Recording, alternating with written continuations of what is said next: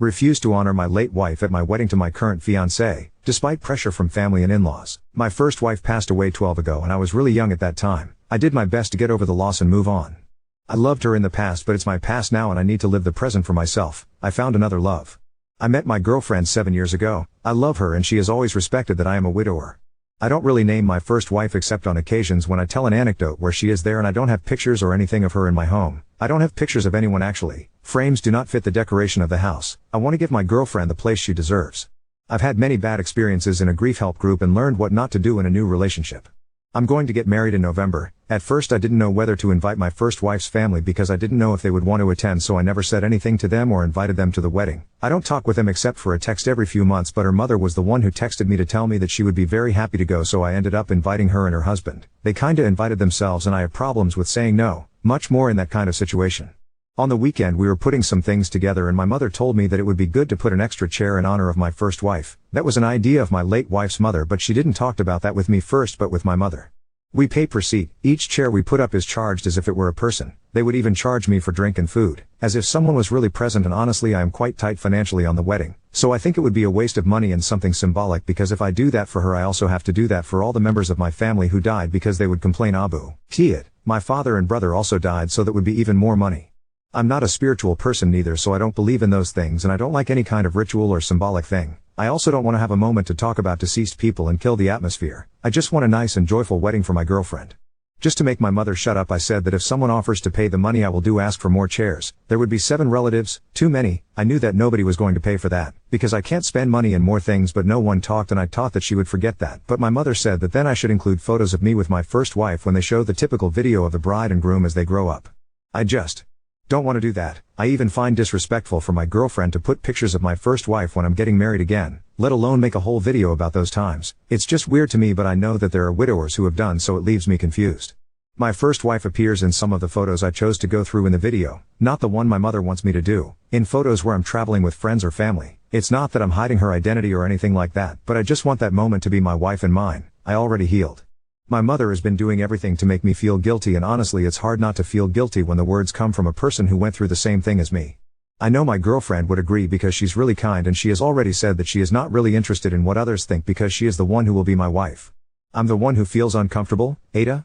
I want that moment to be my girlfriend and mine. I already had that moment with my first wife years ago. Now I want to have this moment with her. Is it a bad thing? Edit. Please stop recommending me to make a table with photos of the dead, make a speech, put centerpieces, etc. I don't want to do any of that. NTA. Money aside, tribute chairs at weddings mean if only this person were alive today, they would be sitting here. That's true if it would be Op's dead parent or grandparents or sibling. But this is Op's late wife. If only she were alive today, the assumption is that Op would be married to her and not marrying his current fiancée. Even if he were divorced, it is unlikely his ex-wife would attend the wedding now, unless they parted on extremely friendly terms. It seems that Op's in-laws from his first wife just want her to be acknowledged because this is a difficult moment in their grieving process. If Op puts pictures around, and an empty chair and gives a toast, or whatever else they will ask for, then they can pretend Op hasn't moved on and his late wife still takes precedence. Op, don't do it. It takes something away from the most important romantic relationship in your life today, to use your wedding day as a time to honor your late wife. Update 1. I talked to my girlfriend about the exact situation. Until now she had always said that she doesn't care and supports me in whatever I decide. But when I told her that it makes me uncomfortable and what my mother said, she just got angry and told me, let's talk to your mother. She has the balls, I don't have, tbh. When my ex-Mill found out about my engagement, she sent me a message saying, I'm really happy for you, me and, her husband's name, would love to attend. I really didn't know how to reject such a direct self-invitation, and my wife told me to invite them if I felt comfortable with that. At that moment I had no problem since they had always been respectful people. That was a big mistake. I talked to my mother and she showed me that my ex-Mill started to send her random messages after I posted about getting married with my girl. My ex-Mill sent her messages like, today I really miss my daughter. It's a shame that your son is forgetting her, since it would be a good idea to visit her grave but he never wanted to, or my daughter really would have loved to attend the wedding. She even sent audios to my mother saying a lot of other things. They had contact from time to time, so my mother didn't find that too weird. My mother felt pressured, and under her own beliefs she also pressured me. She apologized to me and my wife and said she was out of line. Honestly, that triggered me. My mother lost a son and a husband. I grew up seeing how people expected the same thing they expected of me from her. I got angry and talked to my ex-Mill. It really bothered me that they tried to manipulate my mother, knowing what she suffered and how sensitive she is about that topic. Ex-Phil apologized and his wife did not. She said she finds it disrespectful that I don't do anything in honor of her daughter and that I even stopped wearing my wedding ring when she died. I'm not going to take that personally. I know that the death of a child is really hard, but I'm not an extension of her daughter. I am my own person. I just told them that they're no longer invited to the wedding because I was very kind, but they didn't respected me, my mother and my girlfriend. I told X-Mill that I will make my whole family block them from everything if she keeps trying to make my mother feel bad. Until the end she stood her ground and never said sorry. Was I cruel? I don't care. I don't owe them anything. My mother lost her husband and they used that to manipulate her mind. They stopped being my family when their daughter died. I always just had a respectful treat with them, nothing more. I won't make a table in honor of anyone. I won't make a video in honor of anyone or anything like that because me and my wife want it to be a happy day. I'll only have my brother's favorite beer and wine because it's something that cute drunk told me in life that he wanted, ha. My wife said she never lost anyone close to her, so she really doesn't need to pay tribute to anyone. The only thing that will be honored will be the union of me and my wife's because that's the thing that makes my days perfect and filled with happiness. I don't like symbolic things because I believe that the dead are dead and that's it. They are not still by my side or anything like that, but that's my belief and point of view. Everyone can have a different point of view. To be honest, I thought I would get a lot of OODA. Since my father passed away, it has seemed strange to me how people see widows and widowers. Everyone wanted my mother to continue loving my father even after he passed away, and when it happened to me I felt the same pressure. I'm a bad person for loving my girlfriend so much more than I loved her? Am I wrong for feeling that the worst loss in my life was my brother's and not my wife's or father? All the widows have pictures of their deceased partners. I'm a bad person for not wanting to do that? Should I still wear my wedding ring like the widows from the grief counseling does? But I don't want to, or am I a bad person for not feeling anything for her anymore? I felt guilt many times long time ago. They were questions that I asked myself daily as soon as I began my relationship with my wife, questions that I don't ask at all anymore, but they really tortured me because what is usually expected of a widower is that we are that forever, never the husband, eternally the melancholic character even if we have found someone new. We are always expected to love our deceased partner even if we have a new person because you can romantically love two people at the same time, but what if I don't want to? What if that's not for me and I want to give all my love to just one person? What if I want to move on with my life? I think at this point I'm just venting, so I'm sorry if you made it this far. Haha, be kinder to new wives and husbands and don't force them to be the bigger person. I felt ready to start dating 2 years later and I met the love of my life a few years later, but I know a lot of married people who shouldn't be because they're still grieving and sending all that mental load to their partners or making them feel like a second place. Please learn that it is good to be alone when you do not feel ready. There's nothing wrong with being single and don't make an innocent person suffer with you. Update 2. Things have escalated much more than I anticipated, and I want to keep you all updated on the situation. After my last post, I thought everything was done when I uninvited my ex-Mill and told her off. I was sure that would be the end of it, but I was wrong. A few days later, I got a call from my mother, and let me tell you, she was upset. My ex-Mill had reached out to her again, sending more manipulative messages, including one that really crossed the line. You know, it's just sad to see how your son has already replaced my daughter. It's like she never even existed to him. That hit me like a brick. At first, I was angry, but then I realized something. My mother has her own history of loss, and I was so focused on my own grief and the wedding that I didn't take enough time to help her with the emotional weight she's carrying. My ex-Mill's actions didn't just affect me, they were triggering her too. I had been so upset about them trying to manipulate me, but my mom was right in the middle of it all, and I hadn't really considered her mental load. So, I decided to sit down with my mom. We talked for hours, and I finally explained why I felt so strongly about not wanting anything at the wedding that honored my first wife. It wasn't just about the money, it was about moving on, about starting a new chapter with the woman I love. I know my mom had been grieving for years, and I could see how much it hurt her to see me cutting off ties with my ex-in-laws, but I needed to explain that it wasn't about disrespecting the past, it was about protecting the future. The conversation wasn't easy, but we ended on a good note. She understood, and even apologized for not giving me more space to make my own decisions. The guilt she had been carrying from my ex-Mill's messages was lifted, and she promised to stay out of it going forward. But that wasn't the end of it. The next day, I get a message from my ex-Mill demanding an explanation. I won't lie, part of me wanted to just ignore her, but I decided it was time to put everything out there once and for all. I wrote her a long message, calmly explaining that I wasn't disrespecting her daughter, but I was moving on with my life, and I wanted my wedding to be a celebration of that. I told her that I didn't want any further contact from her or her family about the wedding, and I asked that she respect my decision. I blocked her on everything after that. To my surprise, she didn't respond. I honestly thought she would keep pushing, but she stayed quiet, which felt like a small victory. At the same time, I felt a strange sense of relief. I no longer had to deal with that guilt and pressure from my past. Since then, things have been smoother. My fiancée and I have been planning the wedding in peace. We've decided to keep it simple, focusing on our love for each other and our future together. We're not including any big gestures for the deceased. Instead, we'll toast to my brother and enjoy some of his favorite drinks in his memory, but that's about it. It's our day, and it will be about us, our marriage, our life ahead. I can already feel the difference. The stress has been replaced with excitement, and I'm genuinely looking forward to the wedding. I no longer feel like I'm constantly defending myself or my relationship with my fiancée. I know that, for some, it might seem harsh to cut ties with my ex-in-laws, but I truly believe it was the right decision. The constant guilt tripping wasn't healthy, and I'm not going to let it poison what should be the happiest day of my life. I guess the biggest lesson here is how important it is to set boundaries, even with family. Grief doesn't give anyone the right to manipulate others, and sometimes, you have to make hard choices to protect your own well-being and the well-being of the people you love. I'm glad I made the decision I did, even if it meant cutting ties with some people. My fiancée deserves the world, and I'm finally giving it to her. Now on to second story. Discovered a stranger lurking outside my parents' house at 1 a.m. claiming my long-lost high school boyfriend is searching for me. This happened 3 nights ago and I am going crazy trying to figure it out. I just moved into a new apartment 1 month ago and I am still unpacking and settling in. I have been using my parents' address as my mailing address, who live a few towns over, 20 minutes away, all of my life. 3 nights ago my parents call me at 2 a.m. freaked out and proceed to tell me this story.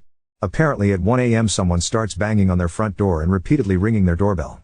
My stepdad walks downstairs and opens the door, leaving the front glass door closed and locked. There was a man standing outside, who looked to be in his 30s, with a black hoodie on with the hood pulled up around his face. He didn't have any distinguishing facial features, facial hair or tattoos. The only thing my stepdad said was that he looked to be Hispanic. Neither my stepdad or my mother, who was watching the whole thing out a window, recognized the man. The man says, "I'm so sorry to bother you, but I'm looking for my full name." My stepdad plays dumb and says, "Who?" The man proceeds to state my full name again and says that my boyfriend is worried because I didn't come home that night.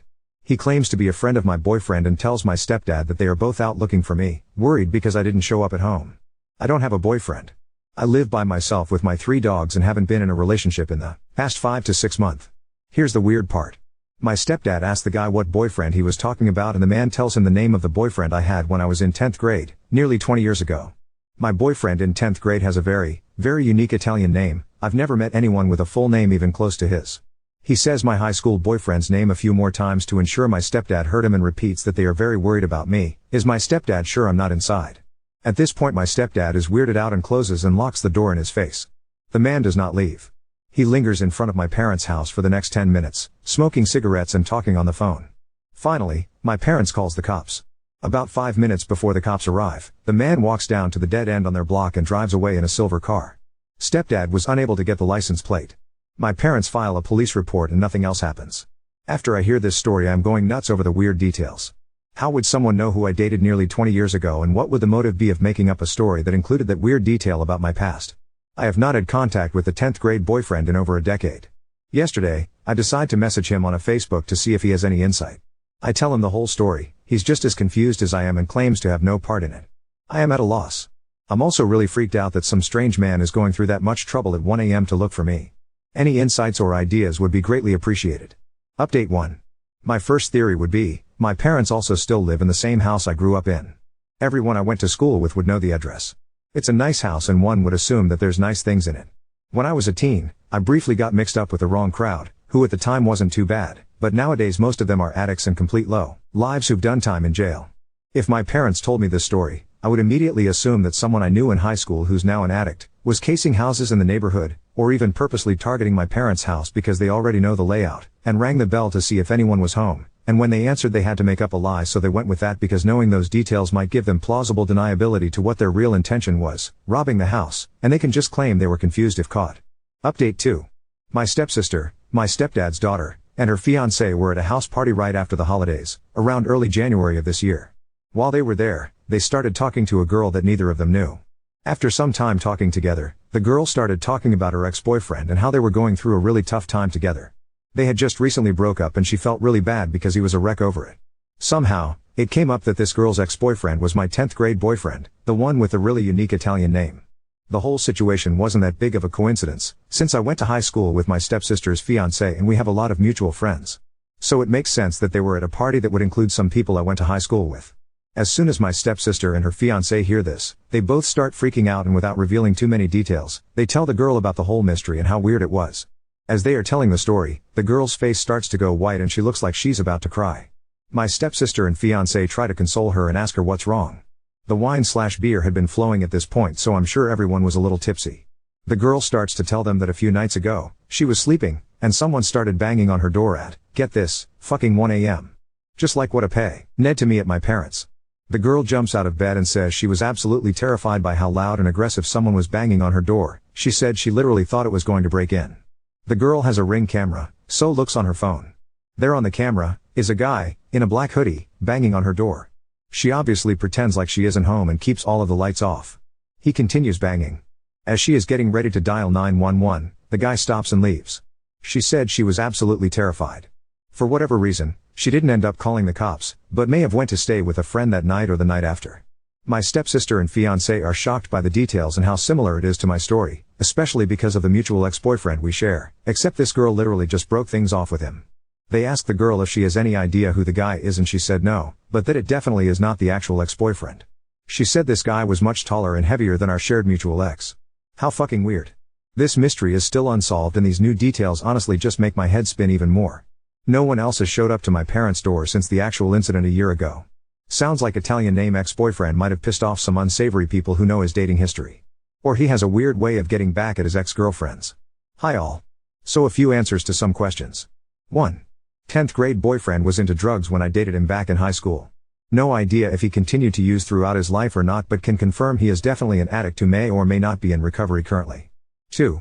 10th grade boyfriend has been to my parents' house multiple times. My parents still live in the same house I grew up in, and 10th grade boyfriend has been over many times while we dated in high school. I don't know where he currently lives, but he grew up about 10 minutes away from my parents' house. 3. 10th grade boyfriend and I had a horrific breakup. I met my high school sweetheart while I was dating him and broke up with him in a pretty messed up way. He held a grudge over it all throughout high school and was extremely nasty to me to the point of bullying. At one point, I had to get a security guard to escort me to classes because him and his friends were bullying me so badly. The bullying was only severe for the rest of 10th grade, but he definitely hated me all throughout high school. At one point, he did end up apologizing to me, and explained that he was just heartbroken over me breaking up with him, but at that point, I was way past the point of forgiving him. After graduating high school, we ran into each other maybe once or twice while I was home from college and he was totally cordial and nice with me and we laughed the high school experiences off. 4. I can definitely try reaching out to him on Facebook again and bringing back up this whole mystery with the added updates from his recent ex-girlfriend to see what his reaction is and gauge whether or not he's being truthful in it. I can also ask some mutual high school friends who know him about how he currently is, if he's into any shady shit or not. 5. My stepsis only gave me a first name and description of recent ex-girlfriend from the party. But I can go on 10th grade boyfriend's Facebook and look for her under his friends, then reach out to her on Facebook Messenger to inquire about ring footage and ask her more questions, also see if she ever reached out to cops. I agree this is probably the best thing to do if I want more answers. But I agree I need to be careful as I still don't know what is going on here. 6. 10th grade boyfriend does not have a brother, just one younger sister that I remember back from high school. I decided I am going to try and find out the girl's full name so I can look her up on social media. I may even be able to find her with just the first name that I already know, from my stepsis telling me. I can go on to 10th grade boyfriend's Facebook and look in his friend list for a girl with the same first name who looks like she could have been his ex-girlfriend. He may even have pictures with her tagged, so it shouldn't be that hard, unless he wiped his social media clean of her after they broke up. When I am able to find her, I'm going to reach out to her and try and get some answers. I think this is the safest route since I still don't know 10th grade boyfriend's role in this and I did already ask him once and he claimed to have no part in it or know anything, which may or may not have been a lie. Based on how scared my stepsis said this girl was, I'm betting she'll be willing to talk to me about it since we shared the experience.